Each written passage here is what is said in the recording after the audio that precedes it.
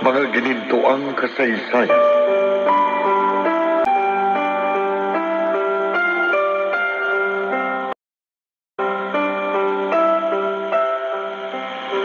Anong ibig sabihin nito? Magpaliwanag ka, Vincent. Bakit ka may baril? Inay, Ito ba ang ginamit mo para pagtangkaan ang buhay ng itay mo? Ha? Ito ba? Magsalita ko! Ikaw ba ang bumaril kay Amado? hindi ho. Paano mo magpaliliwanag ito? Vincent, ano ba ang ginawa mo? Ganyan ka na ba kasama? Pumatay ka ng tao? At ang ama mo pa? Talaga bang sukdulan ng galit mo sa kanya? Inay, hindi ho sa akin ang baril na yan. Huwag ka nang magpaliwanag. Malinaw na sa akin ang lahat. Tama, lola mo. Ikaw nga ang kriminal na gustong patayin si Amado. Ikaw!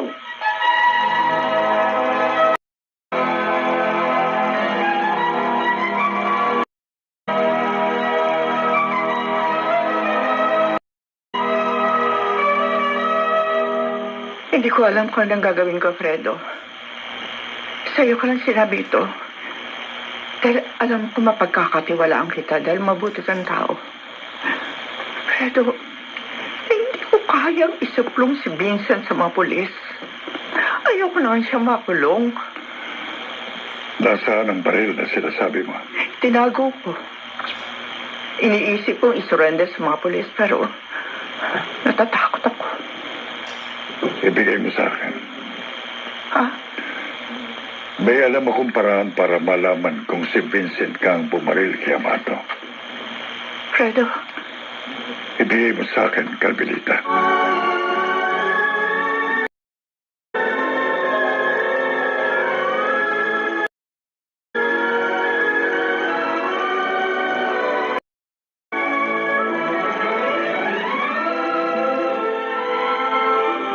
Napaisip ako doon sa sinabi ni Odessa. Ano sa naging reaksyon niya? May sama nga pala siya ng loob kay Amado.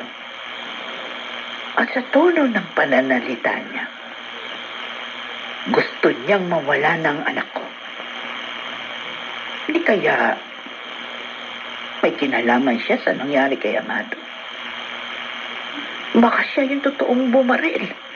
O hindi naman kaya umupa siya ng hired killer para gawin yun. Hindi imposible. Dahil minsan niya nang sinulsulan ng anak ko para patayin si Vincent. At may mga kilala siyang upang tao para pumatay. Kung ganon, pwedeng totoo ang iniisip ko. Kaya kailangan gumawa ako ng paraan. Kailangan malaman ko ang totoo.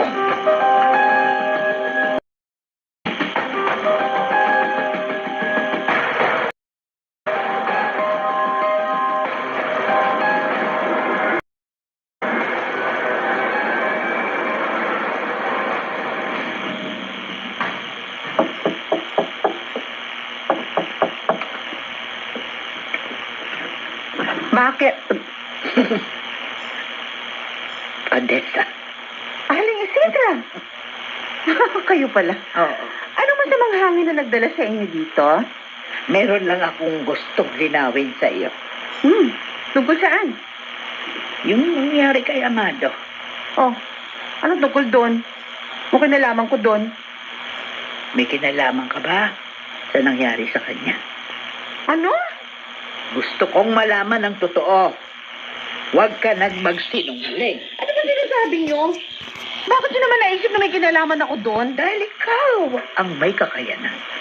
At may sama ka ng loob sa kanya. Ay nako, nag-aaksaya lang kayo ng oras. Ang mabuti pa, umalis na kayo. Hindi ako alis dito.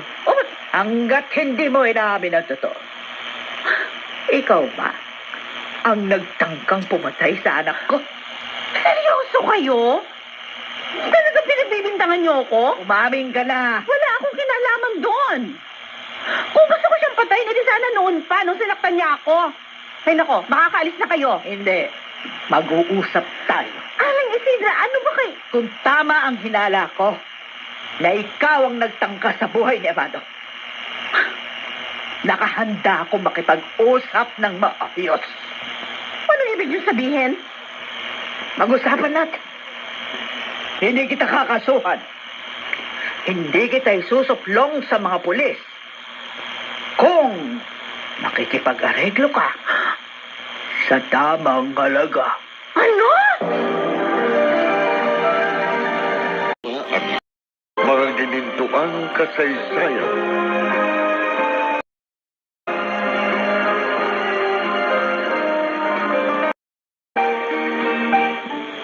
Sa ulong matandang yun? Kasi pa ako i-blackmail? Wala naman siyang ebidensya. Ako pinagbibintangan niya sa nangyari kay Amado.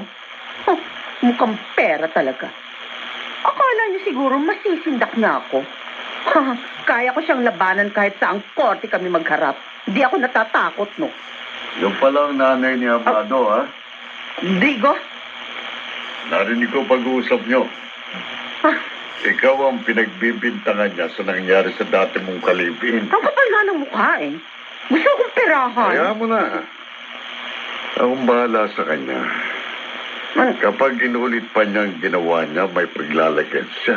Ano ibig mo sabihin? Hindi ako mangingiming gumawa ng aksyon kahit pa sa matandang katulad niya.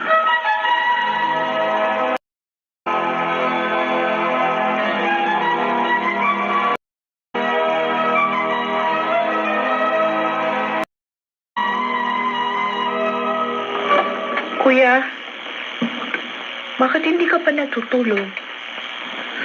Nakatayo ka lang dito sa may pinto ng bahay. Nakatanaw sa malayo. Hindi ako inaantok. Bakit?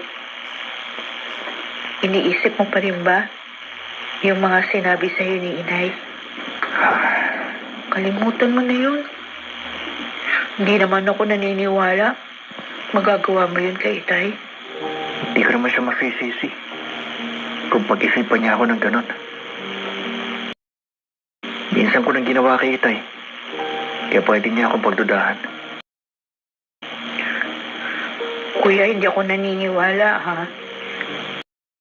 Pero, itatanong ko lang, Joanna, ikaw ba talaga ang gumawa nun kay Itay? Kuya? hindi. Naniniwala ako sa'yo. Dahil alam ko kahit papano, mahalaga rin sa'yo ang Itay. Mahal mo rin siya dahil siya ang ama natin.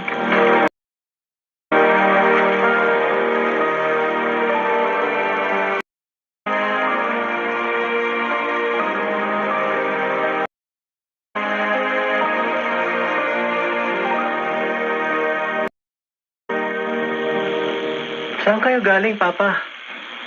Sa isang kaibigan, anak. Kinailangan kong tulong niya. Tulong? Anong tulong ang hiningi niyo sa kanya, Papa? Hindi ko. May kinalaman ho ba yan kay Vincent? Bakit, Papa? Isinuplong niyo na po ba siya sa mga polis? Naniniwala din ho ba kayo na si Vincent ang kriminal?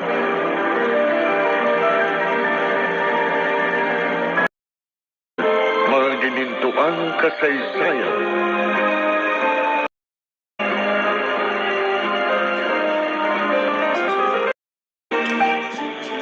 Kumusta na ho si Amado, Aling Isidra? Wala pa rin siyang malay. Anong sabi ng doktor? Noobserbahan pa siya. Tinapat na nila ako.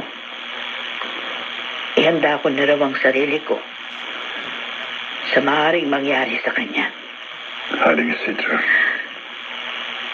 Ayoko isiping mawawala ang anak ko. Mahal na mahal ko siya, Fred. At alam kong ako na lang ang natitirang taong tunay na nagpapahalaga sa kanya at nagmamahal. Mahalaga din siya sa akin, Inay. Ikaw na naman. Umalis ka na. Aling Isidra, karapatan niyang pumunta rito. Dahil asawa siya ni Amato. Sa mata ng tao at Diyos, mag-asawa sila. Inay, hayaan niyo naman sana ako madalawang asawa ko. Gusto ko siya makita. Labis kami nag-aalala ng mga anak ko sa kalagayan niya. Kaya sana naman, pahintulutan niyo ako. Pati na sina Joanna na makita ang tatay nila. Pakiusap. Sige. Pero huwag kang magtatagal. Baka makasama sa kanya. Salamat ha. Pupuntahan ko na siya.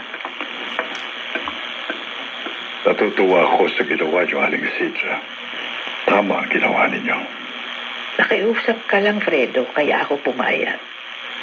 Kung wala ka, hindi ko siya pagbibigyan. Ay, lalabas nga muna pala ako. Saan ako kayo pupunta? Bibili ako ng gamot. Kulang pa nga yung pambili ko eh. Maghanap na rin ako ng taong makakatulong para madagdagan ito. Mga taong may malambot na puso at may konsensya.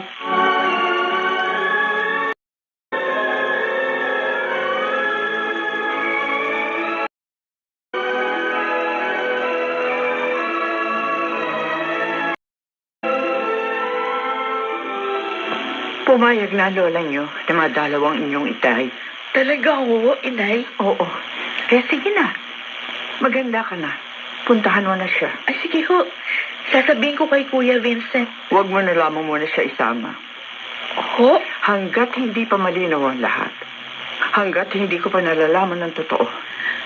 Ayokong dalawin niyo si Amado. Pero inay... Gawin mo na lamang yung sinabi ko. At sana maintindihan mo ko, anak.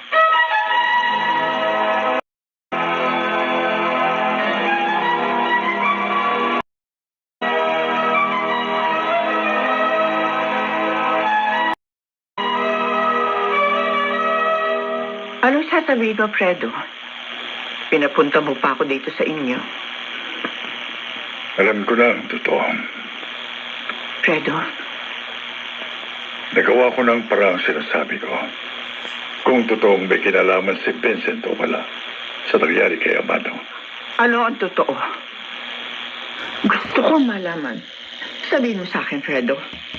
Ang katotohanan na si Vincent ay... Ituloy mo. May kinalaman ba talagang anak ko sa tangkab pagpatay sa asawa ko? Siya ba ang salarin? Si Vincent ba, Fredo?